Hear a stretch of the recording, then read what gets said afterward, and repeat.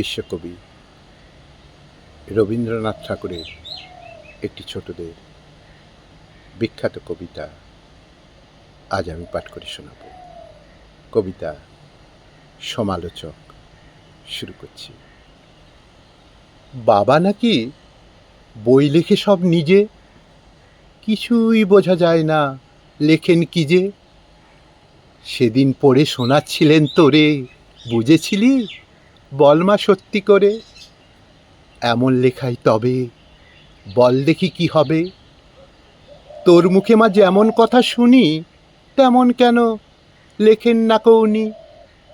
ঠাকুরমা কি বাবাকে কখনো রাজার কথা শোনায়নি কি কোনো? সেসব কথাগুলি গেছেন বুঝি ভুলি। স্নান করতে বেলা হলো দেখে তুমি কেবল যাও মা ডেকে ডেকে। খাবার নিয়ে তুমি বসেই থাকো, সে কথা তার মনেই থাকে নাকো।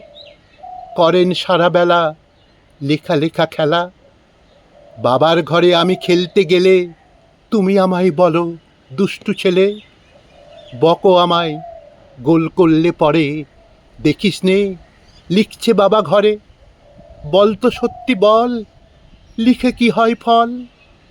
আমি যখন বাবার খাতা টেনে লিখি বসে দোয়াত কলম এনে।